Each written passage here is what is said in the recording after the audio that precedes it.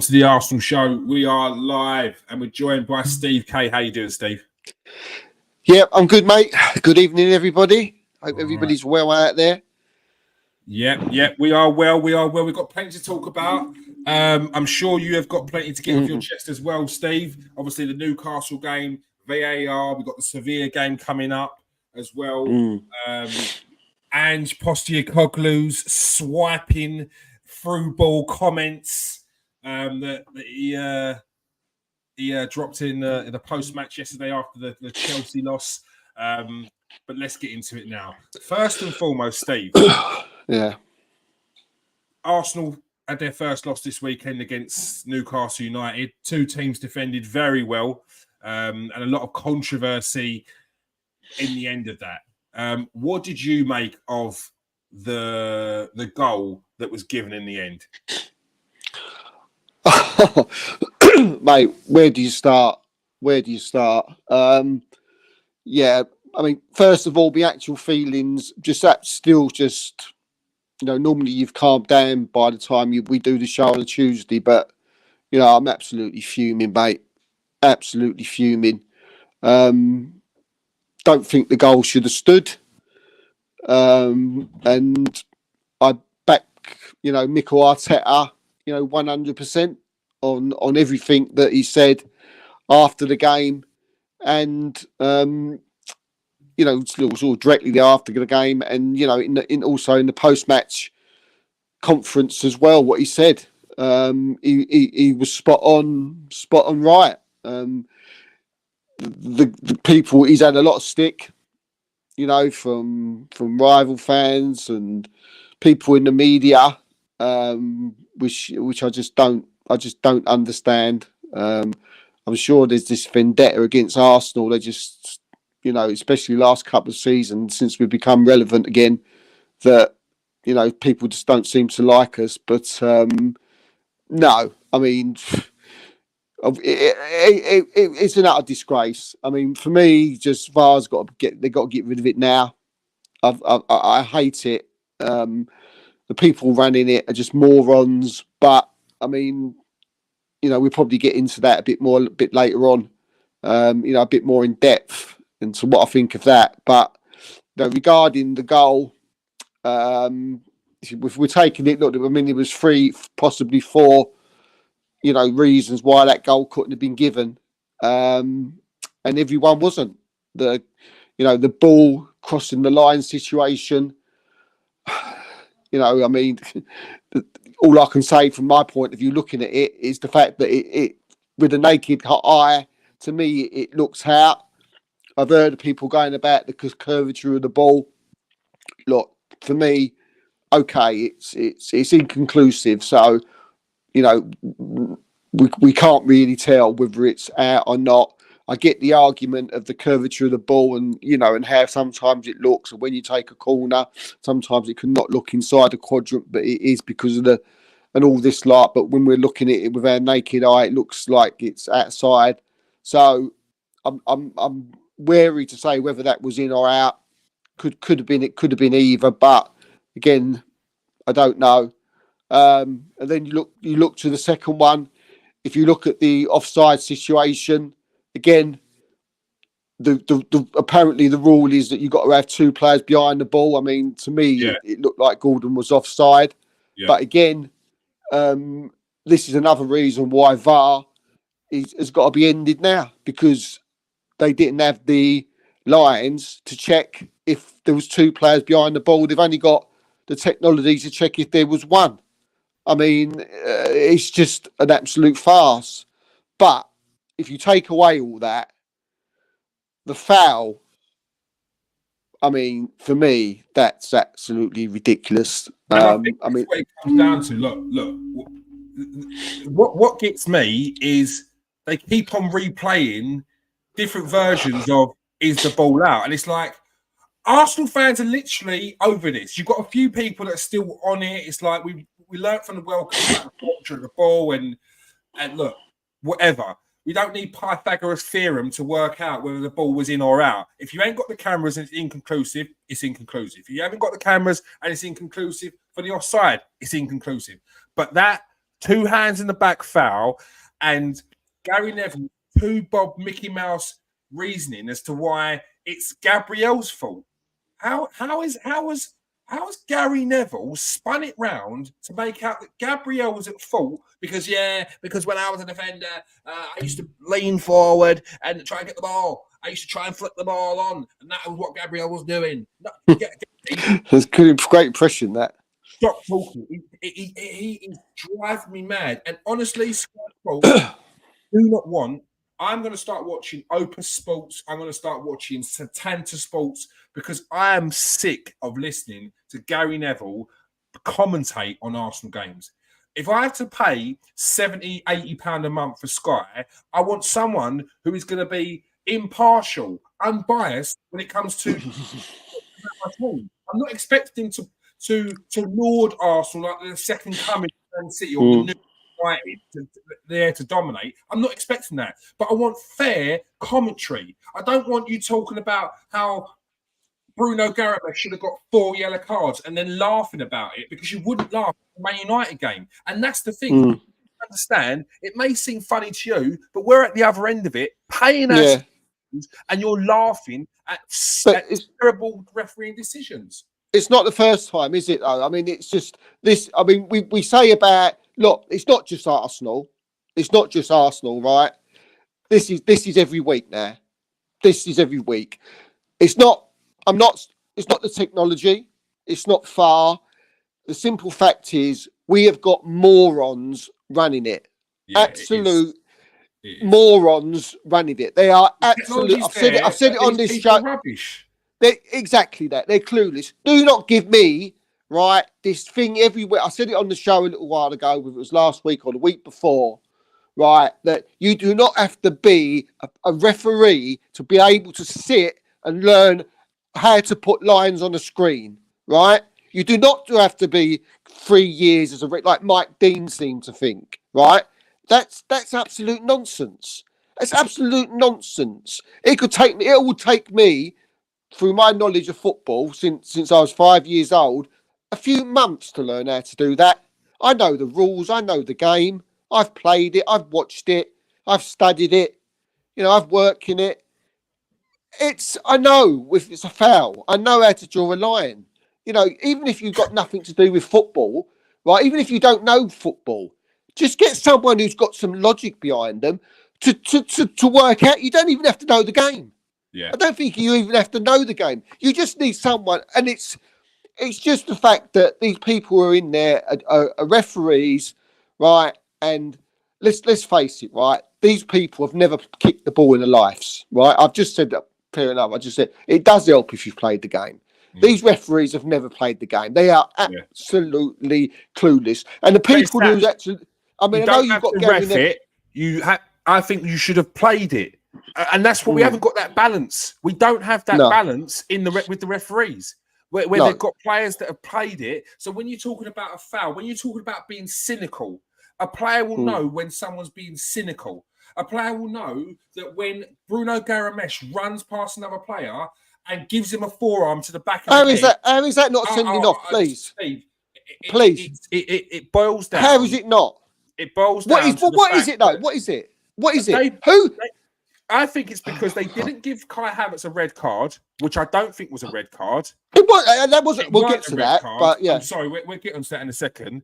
And because of that, if they send the referee to the monitor, he has to send him off. There's no yellow. That's not a yellow card. It's not. There's no yellow card offence with what Bruno Garabach done. It's a red card offence. It's violent conduct. It's not petulance like they said last night with Romero. What the hell was that? Romero kicks out. It's petulance. I've never seen that in my life. Romero's an idiot. Romero's not wide right. There's something wrong with his head. He's not. He's seriously not wide right. Some people are not wide right. It's not nothing to do with football. He's a decent player. He's won the World Cup. I've seen Romero play. I've seen him have good games. He's a decent defender. But he's not wired. There's something up here there's a deficiency in his head, right? And he just loses it. He loses the plot. And he does it time and time again. On his own international teammate could have broken his ankle. Like, what's he doing? And Udogie, yeah? Was that Enzo? Was that Enzo? Was it Enzo the tackle? Yeah. No. That says it even more, doesn't it? The week before, he done it to McAllister. And Gary McAllister? Alexis McAllister. He done it to him. Honestly, I don't want to really talk about Tottenham because we're talking about the referee's decision, but Udogie, yeah, that challenge, which Gary Neville was turned around and says, that is universally, yeah, like hated among footballers because that 2-footed lunge is different to what Kai Havertz done. A 2-foot and a 1 foot is completely different. Hitting a trailing foot and hitting someone with your 2 feet is 2 different things. That is a career ender, what Udogie done, and he should have got a straight red card. You can talk about Kai Havertz one, but it was the trailing leg that got him, and he wasn't even close to the player. Yeah, with the foot that you're talking about was a lunging foot. And when we talk about a player that gets a red card, we are talking about players that hit players with that foot. They hit players with that foot, and usually the player rides it. And it's like, oh, if he didn't ride that challenge, he would have broken his ankle because it's that foot where he goes flying in with. Yeah, I totally agree with you, mate. I totally agree with the Kai Havertz thing. Look, it was reckless. It was a little bit late. Personally, you know the type of football I like. I loved it. Because I think Arsenal missed a little bit of that over the season. Yeah. You know, we had it off Xhaka last season. Someone to give it some welly, get stuck in. Right, when Kai Havertz done that. You know, but you do get the Arsenal fan. Oh, what was he doing? He couldn't have got sent off. And all that. Oh, this is what we want. We need a bit of that. We ain't had it no season. Anybody was there was certain people from Chelsea. I've listened to a few Chelsea fans, right? And they're saying, oh, you know, Kai Havertz, we didn't know he had that in him. Do you know what I mean? He's showing some bit of like, you know, getting stuck in. But just going back to just that, the actual incident anyway, I agree with everything you said about the trailing leg. Yes, it was late. Yes, it was reckless. Yep. But no, he never had any intentions of going in and hurt the player. He went for the ball. Yeah, he went for the ball. He had no intentions of going for like Romero the other night when he had every intention of just breaking the geezer's leg. Right? It's not like Bruno Guimaraes. I'm hearing Gary Neville or was it Jamie Carragher say, well, maybe they sort of, because he never sent Havertz off, he never sent Ramirez, so that have all evened it up. Even it up my arse! Even it up my arse! That was assault! That was assault! He didn't get a card either, though. So how's it even? It's not. He should have been in prison. He should be. If I did that in the street, right? If I went out there to go and get like a bag of chips in a minute after the show, right? And I see a geezer and I win him like that, I'll be in Nick tonight. Yeah. And he never even got a yellow card, and they're comparing it to Kai Havertz. Well, yeah, I know. That's the thing. Total utter nonsense. But going back, please. Excuse me, everybody. But just going back to like the Gabriel thing. Yeah. And you're talking about Gary Neville. You're talking about how, you know, Gabriel was going forward. Joe Linton's got on his back and took him out in the story, right? And you got Gary Neville. I was listening to him, and you know, you've already said it. You know, he said, "Well, you know, when I was a defender, I would, you know, going forward like that." You played the game, Kieran. I know you're a goalkeeper. Oh, it's falling over again. Excuse me. Yellow card. I've gone. Yellow card. But again, just you've played the game, Kieran. You're a goalkeeper, but you know the football. You've played on the pitch, right? Yeah. I played on the pitch all my life. You know, I haven't played pro level, but I'm pretty close to semi-pro level. I know that you have, right? But if you're Joe Linton and you're diving up for an header, and you're going for that ball, right, with Gabriel. So you want to get that ball. So you want to jump over Gabriel, didn't you, to get that ball? Yeah. How are you jumping? How are you jumping when you're jumping like this? Yeah, exactly.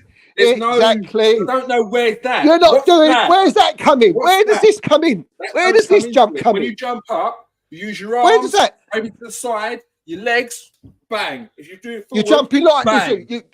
I'm behind you. I want to get above you to get to the ball. I'm coming. Yeah. I'm jumping like this. Yeah. To come in and go. Right. I'm not going like this, am I? to jump and header a ball. No, it right? doesn't make sense. And if you are, it does make sense. Your hands like that, that means you are fouling him because you're using his, of course you are. Shoulders to jump up, and that's a foul. You see players do that. No one said that. No one's mentioned that. But this is what I mean. Nobody. It's stupid. Look, Gabo says 100% it's Gabriel's fault. The cheek of him not being able to take a full push in the back of the neck on his blind side. 100% agree, Galvo. Never play for Arsenal again, Gabriel. How you doing, Noah? Good to see you. Hear about how Liverpool struggled against Luton Town and drew to a team with a council estate as a stadium. Mate, they're going to take points. The teams are slowly starting to get into the swing of things in the Premier League. Man United Saturday. So it doesn't start with Arsenal. Arsenal not going to be dropping points. But it's frustrating, comparing the Gamiris with the Havertz. Look, it could have been out of play. I can't hang my hat on it, so I can't say it was or it wasn't. But to me, it does look like it. Curvature ball and all that shit. But don't know. It looks offside to me.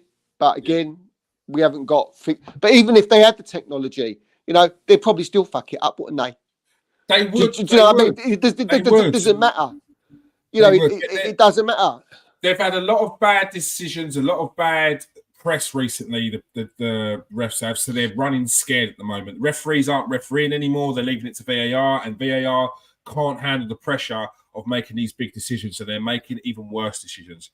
It's just an absolute mess. And the fact that the PGMOL have come out and said that they think that Arsenal have gone over the top. It's not over the top. When we talk about Brentford last season, we talk about the foul in the Newcastle game last season that wasn't given. We talk about Kovacic's 2 red card tackles on Odegaard and Rice, which weren't punished. We're going to talk about the goal that went in last week. We're going to talk about what was the other one that's popped up. I think I had it down on my phone. But last week was the straw that broke the camel's back. And yes, it may not be as bad as any of the other ones, but it's enough. And enough is enough. You talk about Arsenal not being classy. We're classy every time. How long could you be classy and quiet and not get the results that you want? They say that the sign of insanity is doing the same thing all the time and expecting a different result. We can't keep doing that. We can't keep being classy and then sitting back and watching these referees have crap weekends. And if we continue to say nothing, if people like Ange Postecoglou wants to blow smoke I want to get Howard Webb's arse and tell him that, yeah, mate, look, a referee's decision is a final decision. I used to be scared of refs. Like, no one's been scared of refs for about 40 years, mate, because they ain't getting out the rulers and spanking you on the arse at half time if you back chat. It don't work like that. We don't live in those times. Who does he think? Who does he think? Talking about? Who does he think he is? Absolutely. Right? Who does Ange Postecoglou, right, think he is? Right? Who does he think he is? Right? I mean, when I haven't listened, I listened to his interviews early this afternoon, and I was listening to him, and I thought, and I looked and I listened to things he said, and I thought, you kiss ass, you wet wipe. I actually respect. That's what I thought. 100%. Right, you wet wipe. You're this big Aussie. Whoa! Everyone likes Ange. I respected Ange. I really did respect his rant. After that, there's a line, Kears, right? There's a line. There's a line from being a nice guy, right, and from wanting to be likable, right, to being a kiss ass, right, and a wet wipe. If I was Tottenham fan, I'd be embarrassed if he was my manager after what he come out and said. No, I'd be absolutely. Steve. They're not. I guarantee you, they're not. I tell you what, Steve, they are lapping it up, and it's not just Tottenham fans. It's they're wet wipes and all that. They're wet wipes. Lapping it up. And look, they're wet wipes. Like I said, Lee Mason not drawing the offside lines right against Brentford last season. Gabriel versus Man United wrongly disallowed goal. Manchester City Kovacic escaping a red card challenge for his foul against Odegaard from behind, and the subsequent tackle against Rice from behind. Tottenham have not faced that. In fact, Tottenham have had the opposite. Tottenham have been in the right end of one of the worst refereeing decisions of all time when Diaz got his goal chalked off for Liverpool against Tottenham. And last night you had two players that got sent off, rightly so. So where does Ange Postecoglou have a leg to stand on to say anything about a ref? Nothing. And everything he said last night about referees and we've got to stick by them and rah, yeah, was so contrived and geared towards Mikel Arteta because of the backlash that he's getting from some fans yesterday. But what is he on about? What is this? What is this? What is this coming out and saying? You know, I mean, I've seen Liverpool fans, I've seen Man United fans, I've seen City fans, right, doing their nut. I've spoken to a few today, right? They're not happy with Postecoglou, what he's been saying, because he's basically saying that Arteta, Klopp, Guardiola, and Ten Hag, right, are whingers, are whingers and moaners. And well, I tell you what, I'm not the greatest of Ten Hag's, right, fan. I'm not at all, right, by a long chalk. Right, but he's not a wet white kiss ass like Ange Postecoglou. I'll tell you that. Now for nothing, right? Because coming out like that, I'm sure he's made no friends. You know, once those managers heard it, because it don't take a lot of, working out to know exactly what he means. And what is all this stuff about? You know, with the referee. Oh, I've grown up to respect. You've been told to grow up to respect to. Fucking what is this, kindergarten? Yeah, we're not at school, mate. Yeah. I don't know what it's like in Australia, right? I used to think it was like the hard man place living in Australia. I thought men were men and all that. It sounds like men are a bunch of wet wipes like you, pal. Right? If that's the way they're thinking. I was brought up. What I don't like about his comments, is they're so underhand and they're just digs at other managers. But it's like, you're implying that other managers don't respect referees when it's not exactly that. It's people are making the wrong decision. And all this talk about, you get some, you lose some, you win some, you lose. But it's not working out like that. It's not like that. It's not working out like that. Maybe back in the day when we didn't have VAR, it may have worked out like that because referees would probably go, I gave him a foul earlier and I've actually realised looking back it weren't a foul, so I'm going to give him a foul later. Those were the days when it maybe evened itself out a bit, but it doesn't anymore because they're trying to get the right decision all the time, but they're making the wrong decision. That's the thing. The people upstairs, the system's not wrong. The cameras aren't wrong. The rules aren't wrong. It's the people that are doing it that are wrong.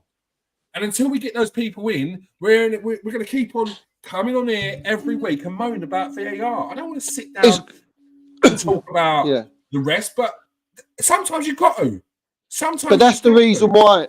That's the reason why VAR's got to end now, right? The managers have got to have a meeting. They've got to get together and they've got to say, look, we don't want it no more, right? Until we've got people in it who can actually do it properly, and you can prove to us, take it down to another league, take it down to the Championship, right? You cannot bring these people, like Mikel Arteta said, that are in these at Stockley Park now, who are making these decisions that are sort of like that mean so much in the biggest league in the world, right, with the best players in the world, and you've got these donuts who are sitting in Stockley Park who can't even draw a line or tell what's a foul.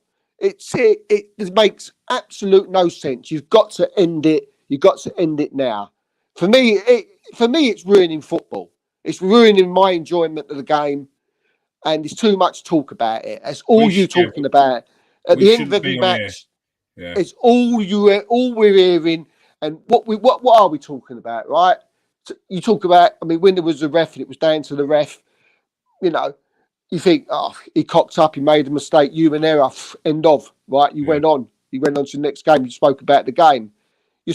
We're spending more time, not just Arsenal, but most other clubs are talking about the absolute cock-ups and how they're ruining football, ruining or losing them points because of VAR. This was brought in to actually stop, the problems. But what it is, it's not stop the problems. It's involved.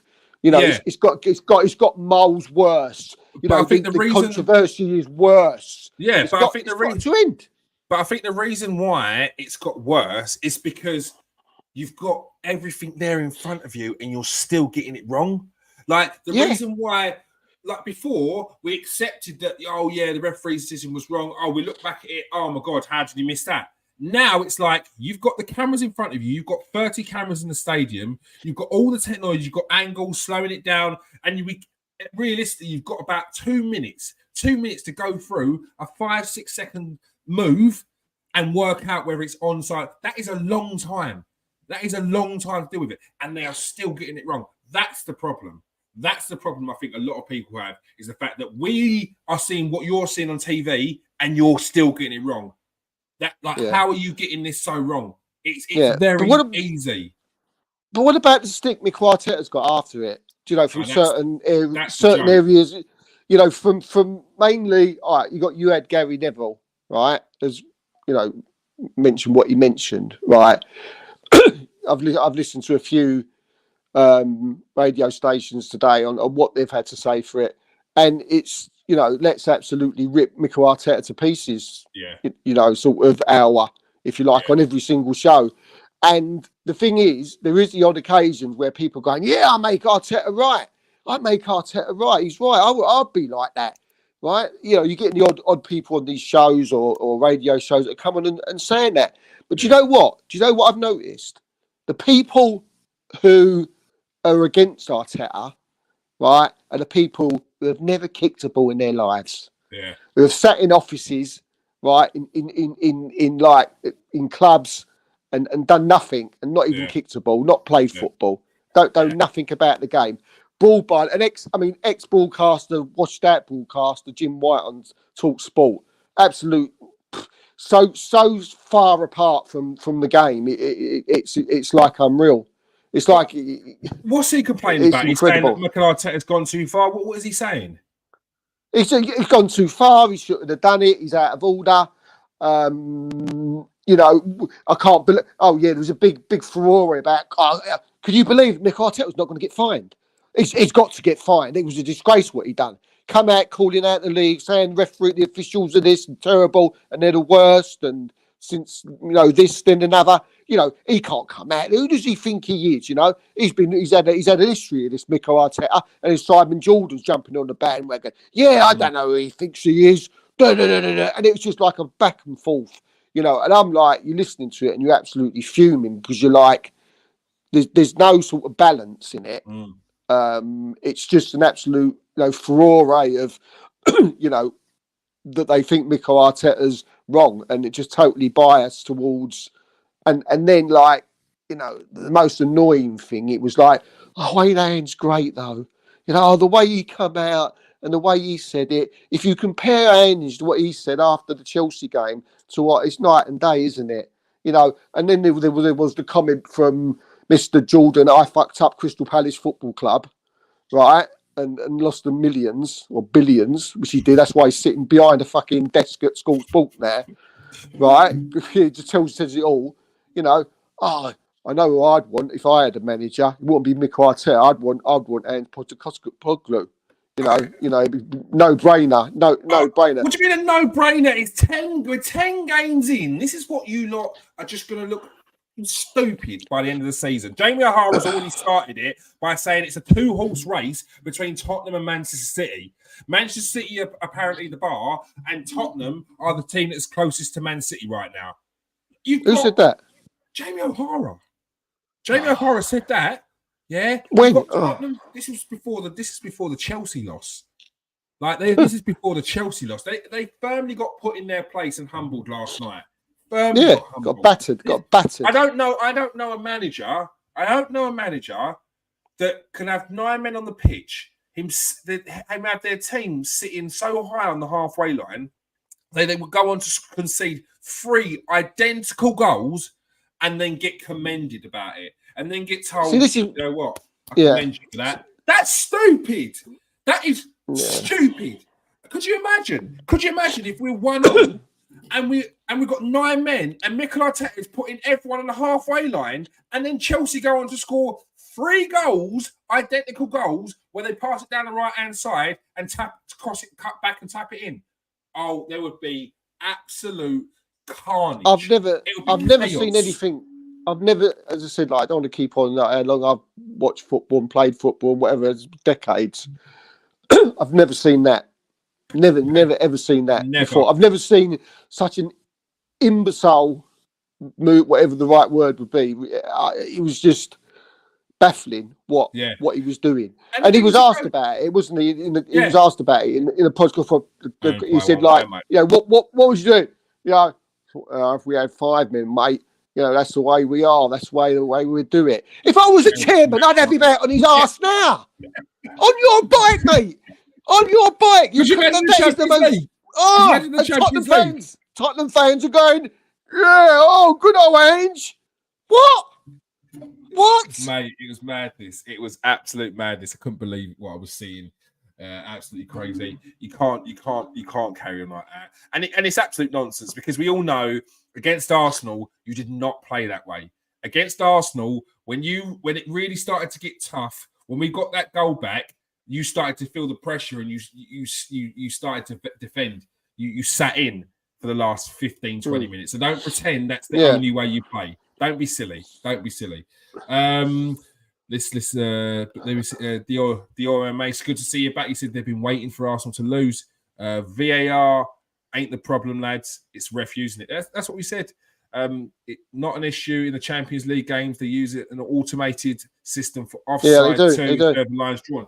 And that's what someone said as well. Someone said it yesterday. Why are they not using the automated lines that they use in the Champions League?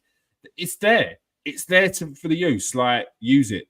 And we've got a fan here saying that you need to start a YouTube channel, Steve. There we go. Oh, cheers. Thank you, mate. Let's move on to the Sevilla game. Big game for Arsenal in the Champions League. A chance to put some daylight in between, I think, 3rd and 4th place, which is currently Sevilla. And then just behind them is Lens. So it's a big game tomorrow. Arsenal currently sitting top of the group on 6 points. Lens second on 5 points. And then Sevilla and PSV on 2 points. Steve, some team news that is out, and there's going to be some potential injuries. It looks like Eddie Nketiah is a late fitness test. Injury to Martin Odegaard.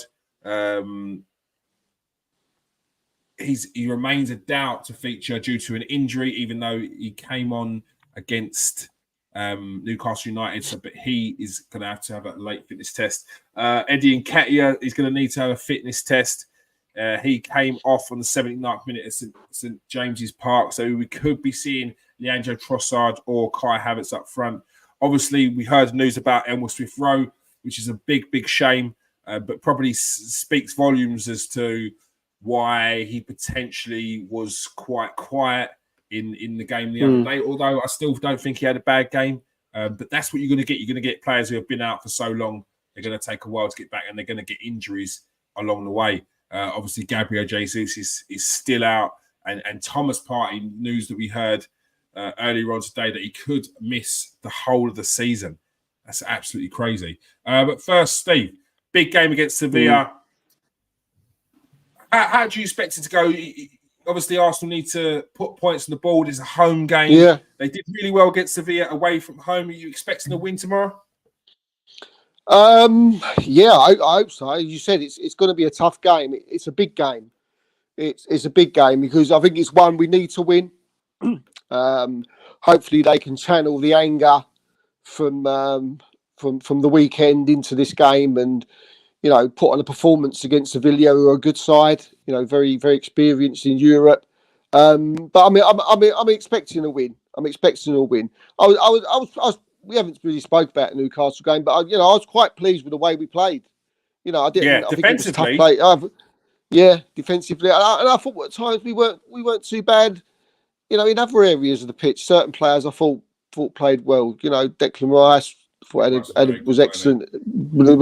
Again, I thought Kai Havertz played probably his best game for Arsenal. Definitely. So it's quite surprising. We'll go back to that before we go to Sevilla.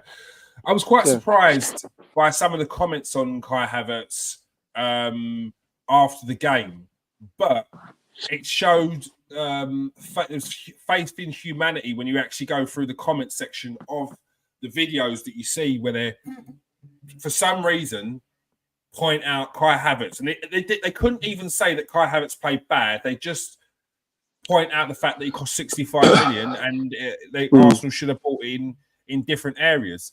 So, but the comment sections, they were saying you're talking rubbish, mate. Kai Havertz was probably the best player on the pitch, or one of the best players on the pitch. I think he did well.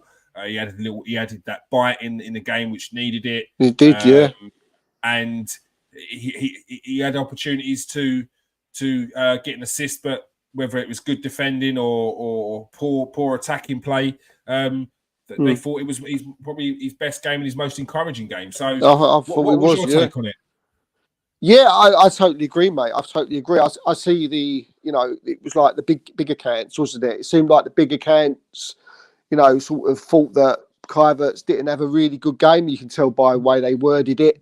I wonder if they are doing that because it's the easy route. It's the easy. It's like an agenda. It's like it's like they know that they're going to get clicks and they're going to get people who will agree with that because they didn't want Kai Havertz. Well, so they just throw it out at the end of every game, or even what I've noticed is Arsenal will lose and they use a picture of Kai Havertz when we've lost. Yeah, I've noticed that. I mean, we're talking about AFTV, haven't we? Do you know what I mean? Yeah. I mean, they're always mentioning Kai Havertz or David Raya, one of the two, and although Raya did make a mistake, for the goal, if you like, if you watch the game, if you analyse the game, if you, especially like me and you do, if you sort of like Hawkeyes on every player, we know he was awful. But those players never get called out. They never get called out for some reason. Kai Havertz got a 5 out of 10 from Arsenal Fan TV. I was like, you just give up watching football. If you think, he was a 5 out of 10. What did they give Saka? A 5. Yeah, Saka was a 2. It's crazy. I mean, it was non-existent. It didn't do nothing the whole game. Eddie Nketiah was non-existent. But it was exactly how you said, like with the comments. I also read the comments and it under the AFT banner. And it was like nearly everybody was like, "What are you on about? What are you talking?" Havertz was a 7, Saka a 5. What planet was you? What game was you watching, mate? And it wasn't just the odd comment. It was like 80% of the comments were saying, "What are you talking about, Robbie? You obviously didn't watch our game that the rest of most Arsenal fans see because he was good, and if he can perform like that every week, I'd take that. Obviously because." He looked dangerous. There was a little montage of the stuff he did in his game, and some of the stuff he done was great. He was strong. He was on the ball. He was playing the ball through the channels. He was hard. He was tough. He was. Do you know what I mean? It was a proper. Do you know what it was? Do you know what? If Thomas Partey had done that performance, right, he'd be getting a 9 out of 10 from Arsenal Fan TV, and I guarantee you it. He would have got a 9. I do because wonder, that's how it works. I do wonder whether they're still looking at Kai Havertz through the eyes of a forward. So when they're expecting him to be putting in goals and assists every game, but he's putting in midfield performances. Now the goals and assists, I believe, will come over time. Just knowing players knowing him, being in the right position, that will come. Like goals don't really come to players when they first start a team. It takes time. Look at Martin Odegaard. He got accused in his first season when he was on loan at Arsenal that he doesn't put enough numbers on the board for stats for assists and goals. The season after when he's got his second full season here, was it 25 goal contributions?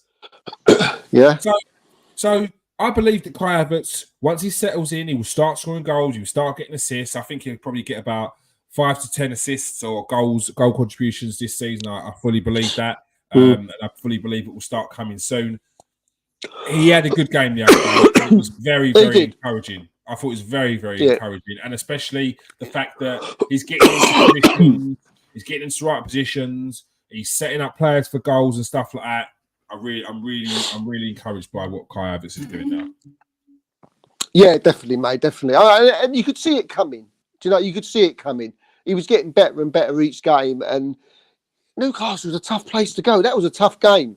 Do you know what I mean? They was kicking him. They was. But he's a unit, Kai Havertz. Do you know what I mean? He's strong. He's big. He don't get pushed off the ball. And we definitely see a type of Kai Havertz that I really never knew. Yeah. You know, but I was over the moon because that type of performance is like something that we've needed this season.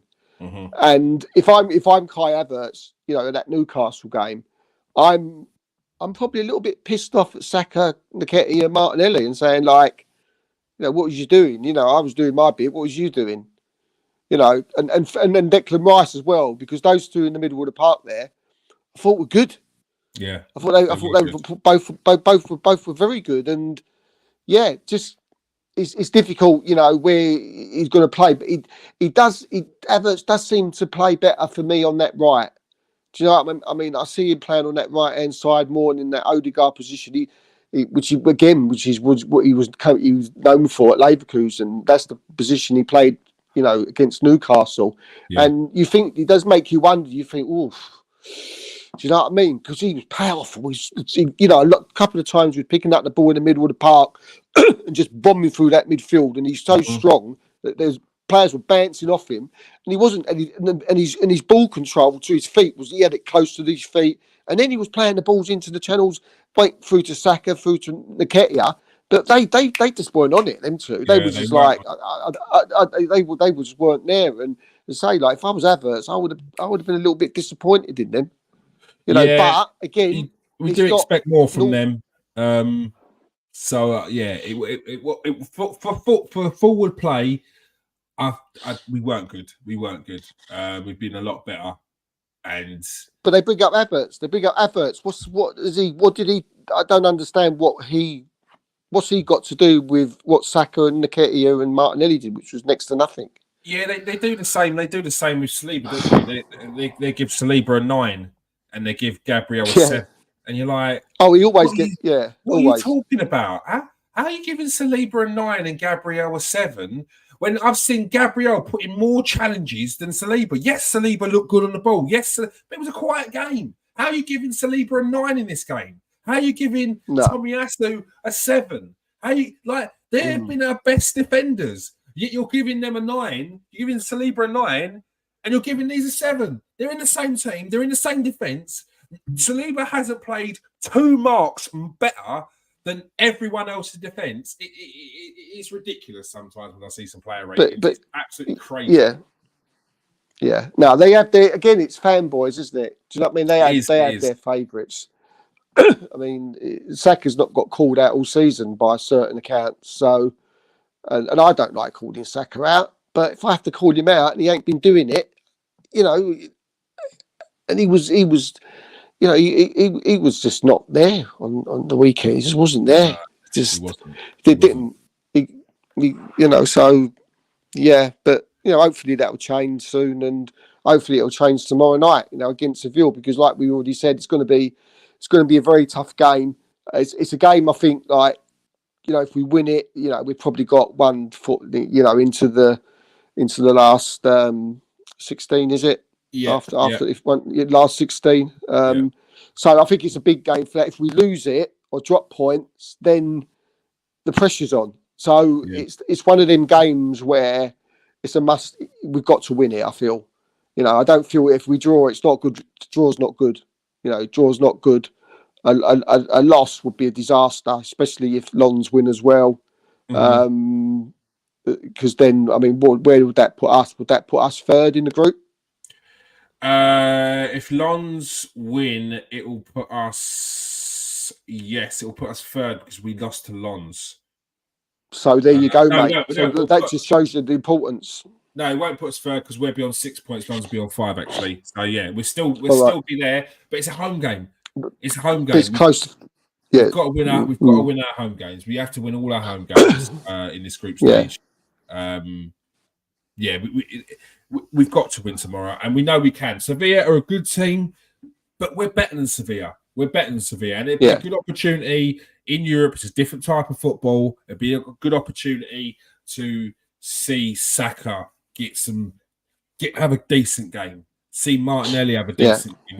We need to see some consistency with some of our better players because they are the game changers, and we need to have them on form, especially in games like against Newcastle's, the Cities, the tough teams where we're going to find it hard to get points or create opportunities. We need them in them games. So it is about time they start stepping up. Yeah.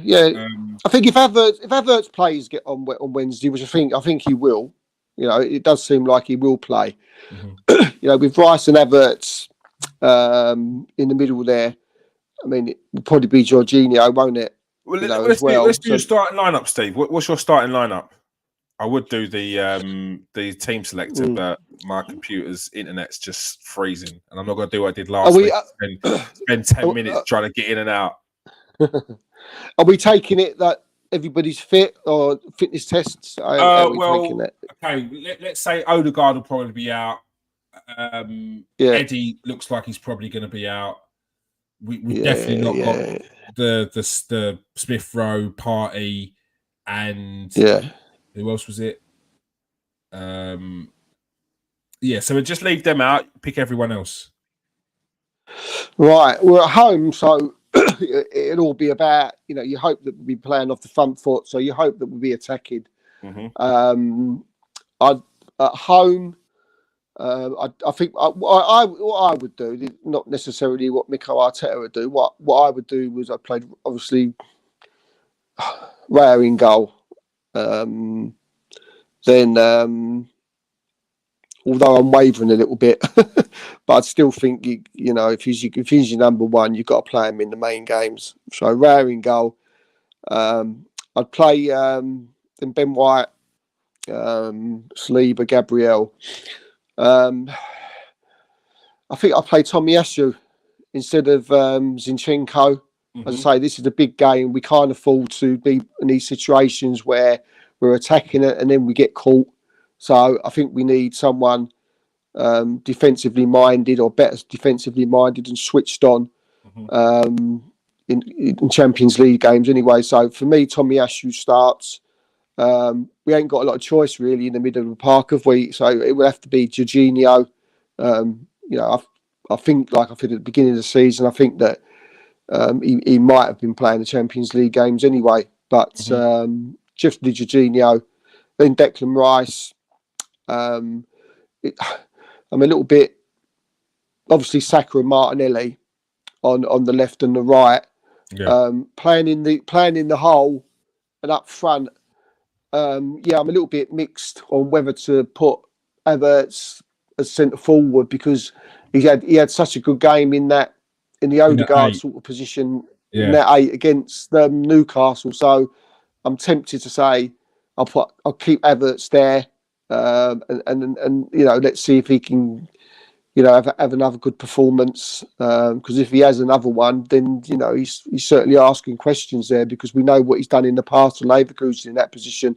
Especially if you wipe the Chelsea, what he did at Chelsea out the window because they ruin every player. So if we take him as the Leverkusen at Havertz, let's see what he's got. Let's see if he can be that player again. Because if he can, he can ask questions of Odegaard. Do you know what I mean? Who knows? Do you know what I mean? But it's what we want. Do you know what I mean? Yeah, it's, we want questions asked, and then obviously not ideal, but if Eddie's out, then we'd have to play Trossard down the middle, which then brings up the thought that it looks like we're pretty short up front again, doesn't it? When we got the injury. And so it brings up the subject again about bringing someone in January and who. And I think it's difficult though.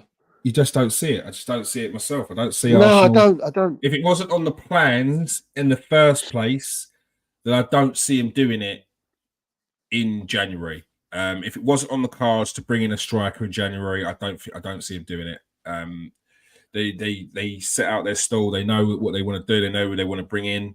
They have their targets. They know when they want to bring him in, and they do it. I don't see him getting anything short term. Unless they can pull the player that they wanted to get in the summer in January, then yeah, I just don't see it. I think especially when you've got Havertz there as an option, you've got Trossard there as an option, and I think Mikel Arteta was just point to them. So, but do you think we need? I'm talking the summer now because January, both like you said, me and you can't 100%. But do you think like January, Jesus or no Jesus? Are we talking like Osimhen? Yes. Yes. We're both not Tony fans, but Osimhen. I'm not a Tony fan. It's just that I don't see that Tony fits our system. No, I don't. And agree. Like we spoke about it last week or week before, yeah. Ivan Toney, is he dropping in and giving the same play that Gabriel Jesus does? No, he doesn't. Which means you have to get your ball more to the wingers, and your wingers have to then cross the ball in more for Ivan Toney. That's how it's got to work. Yeah, Tony's like your poor man Harry Kane, isn't he? A little bit like that. You know, the poor man Harry Kane. Yeah. Where he's if you was to look at someone, I mean, Harry Kane, you know, all round one of the best centre forwards in the world, probably. You know, as an all round player.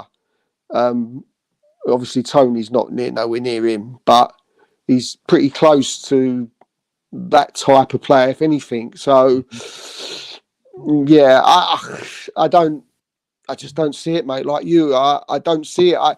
I do. There's obviously that, you know, that niggling, someone banging on the back of my head. Someone keeps saying to me, "Well, then what do you do with Jesus? What do you do with Jesus? What's happening?" Then what you're saying, you know, that does Jesus give you, because of the way Arsenal play and the way they set up, does not Jesus?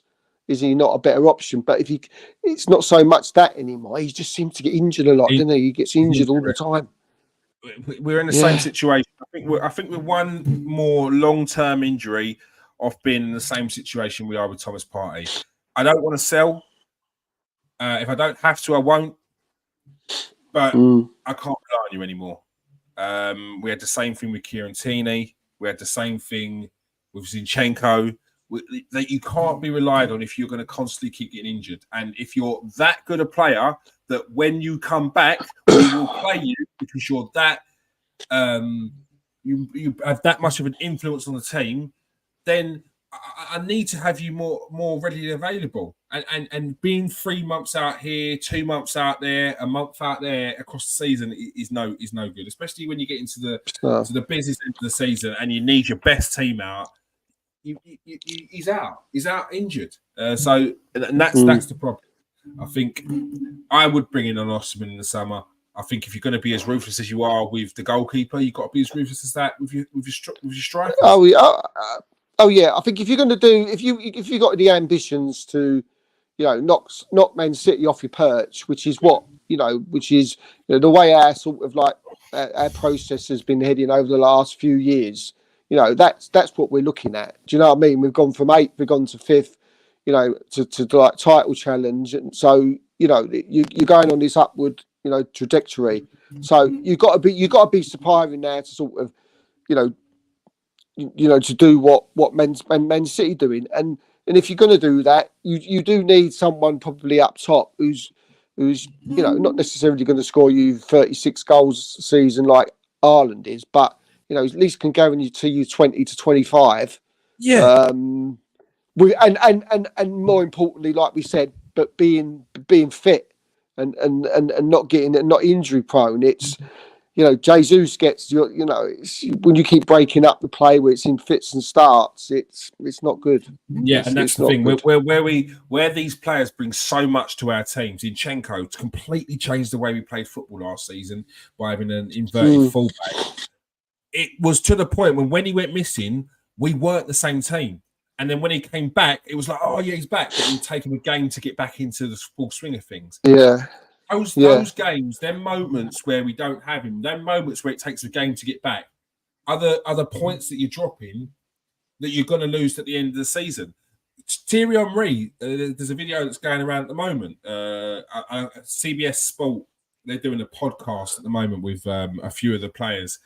And Thierry Henry's speaking on there, and he says there was a time when they had Davor Suker, Kanu, Bergkamp, and me. And they probably still had Sylvain Wiltord at that time, but they moved him from up front into the right wing in the end. He said to himself, how do I get into this team? I have to be better than Dennis Bergkamp. He's the best. I have to be better than Dennis Bergkamp. Everything I do, I'm going to be better than him. I'm going to eat better than him. I'm going to walk better than him. I'm going to talk better than him. Take free kicks better than him. And I have to show him that I can be better than him, and he's going to pass me the keys. It's the same thing now. If Osimhen comes in the summer and Jesus is starting, Osimhen has to look at Jesus and go, what is he doing to start? I need to be better than him. And it will just breed that level of competitiveness, that high standards that we're setting. We've already setting high standards by bringing these players in, having this level of consistency. Keep it up. Bring in an Osimhen. Bring up them standards. Let other players look around and be like, oh, shit, is this what we need to do to make sure we're starting week in, week out? That's what you've got to do. That's what you've got to do in my eyes. If it's good enough for Thierry Henry, Dennis Bergkamp, Kanu, and Suker, listen to them names. Them names, that's a dream team quartet. World class, yeah. World class. Davor Suker. People might not know about Davor Suker. Check out some Davor Suker highlights. Quality. People. Genius Croatian footballer. Walking to most Premier League teams, man. They walk into most I'll tell you about Dennis Bergkamp, and he'll probably get emotional doing it because he is one of the greatest players the Premier League's ever seen. Yeah? Yeah. Kanu. Yeah, love him. Kanu was our sub, but he was class. He would do things that you wouldn't even see players now do in their back gardens. About Kanu, he was a genius with a football. And Thierry Henry, a young Thierry Henry, had to go and compete with that. Now, if that's good enough for Henry, it's good enough for Jesus, it's good enough for Saka, Martinelli, and whoever else that wants to play in this Arsenal team. Because City have set the bar, City have set the standards, and we have to meet that. We can't wait until Pep Guardiola leaves for City to drop down a level. We've got to try and bring up ourselves now. And then when he finally does leave, hopefully we're dominate for a bit. But yeah, it's going to be tough. But we have to. I think we've got to go out and get another top striker. It's not for me. It's not necessarily this 20-goal season striker, but I think he needs to be different to what we've got. I think he needs to be good in the air. He needs to be a bit more. I think he'll do it. I think Arteta will do it. I think he'll do it. You say if he's ruthless with a goalkeeper, he's got to be ruthless, at the other end of the pitch. But I think he's doing that, Arteta. I think if you look through the team, he's got Raya Ramsdale now. Okay, you got two top goalkeepers fighting it out. You got Ben White and Timber, or Ben White and Tomiyasu, or Zinchenko and Tomiyasu, or Zinchenko and Timber. There's competition both sides, left, right, back. You've got Kior now, who sort of can play left or right side. So if any one of those, Saliba or Gabriel comes in, Kior comes in, to replace. And he's a quality player. He's getting better and better the more we see him. But there are certain positions in the team where you think, where the drop-off's just that little bit too much. And those positions are, probably in the number 6, where you've got Declan Rice there, and then the drop-off from Rice to probably Jorginho. We don't know what's happening to Thomas Partey. Again, he's just so injury prone.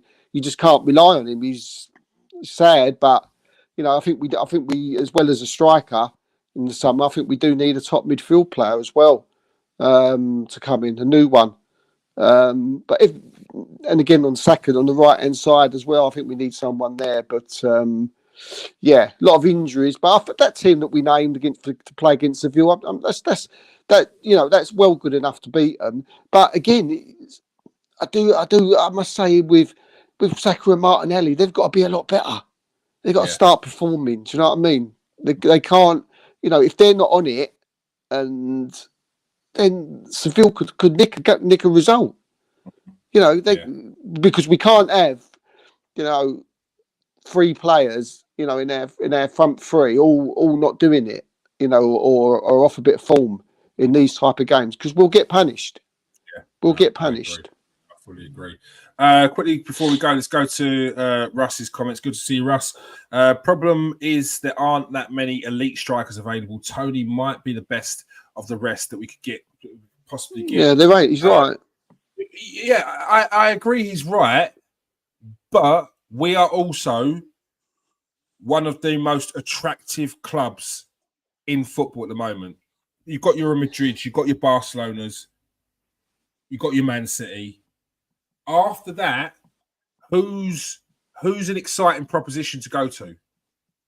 When Arsenal knock is a different knock, and I fully believe that now because of what Mikel Arteta is bringing. Players are excited to play for Mikel Arteta. Players see what we're doing, what the club's doing over the past few seasons, and they're like, do you know what? I could be a part of that. I could be the difference in that. So and I agree, but I think there's also players. Look, Benjamin Sesko's another player that's only 20 and playing for. So I wouldn't rule out some names like that would be about. So, and Arsenal, Valovic's picked up a bit of form, but they probably won't go there. Yeah, I'd probably not go there. Probably won't go there. But there's Premier League, there's players. But Premier League, there's not anybody, is there? You know, if you look in the Premier League, ideally, you know, Arteta does like Premier League, doesn't he? You know, most of his buys since he's been there is he likes Premier League experience, and that's probably the only thing that's probably got Tony going. You know, that you might think maybe he might go for Tony because of that. But other than that, there's, you know, a few years ago you was talking about, you know, Dominic Calvert-Lewin, but he's gone right off the boil. You know, Raul Jimenez, I would have cut your hand off at one point to have him. But since his head injury, he's not been the same. But since his head injury, he's not been the same. Harry Kane, obviously, that would have never have happened, but he's gone obviously now to Bayern Munich. And then you struggle. You do. You struggle to think. You got Evan Ferguson. But you think, you know, maybe he's, and he's a bit young, isn't he? Still, is he 18, 19? Still, and he's not even like a Brighton regular. Do you know what I mean? He don't even get, you know, regular game time for Brighton. And so, other than that, it's difficult. There ain't that many out there. But like you said, hopefully we've got a different knock. And you know, these players like Osimhen. I mean, I think you know, if you're looking at it, it'll probably be like a sort of. I think Chelsea have been knocking on Osimhen's door for a couple of years now, so you know they'll be there or thereabouts in the summer trying to get him. But hopefully we're there too. Yeah, I'm sure we will be. Galvo says, showing my age, I'm pretty sure we had Omri, Bergkamp, Robin van Persie, Adebayor all in the squad at the same time around 2005. Not bad for. I think it was. We definitely had Arshavin. So it might have been the Sharpness Bergkamp, because I remember around that time it was it the Barcelona win? We won 2-1. I think Adebayor scored in that, and Andre Sharvin. When did we leave? When did we leave Highbury? Arsenal. What year was that? When do we? Oh no, actually, he's right. He's probably right, actually. Bergkamp wasn't as a final year. Yeah, because it was the Burgundy kit, weren't it? Yeah. So we had Ashley Cole was its final year as well. Theo Walcott, Adebayor. Was Perez still there then? I think Perez was still there then, wasn't he? Nicholas Bentner, probably on loan. Yeah, I think Perez was still there. Where's the team? Let's get this one. All right, who do we have? Pleb, Perez, Henry. Yeah, mate, what a team. What a team. Where's that squad? Where's the squad? Here we go. Here we go.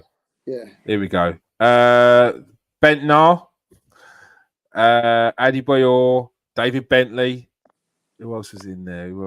Thierry Henry, Robin van Persie, Dennis Bergkamp, Jose Antonio Reyes, Robert Pires. I mean, look at that. Look at that for a forward line. That's unreal, isn't it? That's unreal. Reyes was. Oh, mate, what a player Reyes was. Player. And at the time, it was like, I don't think he was fully appreciated in terms of, I think, because from what I can remember, he played better without Henry in the side. Yeah. And I think that was because they kind of had a similar sort of positioning. Like, he liked to drift off from the left. He was just a classy, just electric player with skill, a brilliant player. And it's when you look back and you look back at the teams, the competitions that we were in, where we got to, like, he was a part of it. He was a part of the Invincibles. Yeah. He was a part of the run where we got in the Champions League, where we should have probably actually done something in the Champions League in that season. Probably should have added to that Invincible season with a Champions League trophy, but got knocked out by Chelsea. Yeah, what a player! What a player! He started off his career at Sevilla, ripping up Real Madrid, and then Arsenal jumped in and snapped him up. All right, that is all we have time for. Steve, thank you for joining us tonight. Did you want to say something on Jose Antonio Reyes? I feel like you did. No, mate, you said it all, mate. I just an absolutely wonderful player. I was lucky enough to watch him, all the time he was at Arsenal. I think he then went on to Seville, didn't he, after that? I was actually gutted him inside, but great player. It felt like he was always homesick. Goals. Brilliant. It felt like he was always homesick. I know those Sevilla boys, it's very tight knit over there because what's his name? Jesus Navas had issues with settling at Man City for a while, even though he was there for a while. In the end, he had issues to a degree. Wanted he? Do you know what I mean? He missed that. They get homesick. Yeah, they do. They're a very, very tight knit community. All right. Thank you for joining us tonight. Make sure you join us for the post match reaction of the Sevilla game tomorrow in the Champions League, straight after the game with our player ratings as well. Thank you for everyone who's joined us tonight. Noah, Galvo, Dior, MMA, Russ, good to see you again. Thank you for joining us tonight, Steve. Yep, cheers, mate. Thanks a lot. Peace out. Stay safe, people, and wash your hands.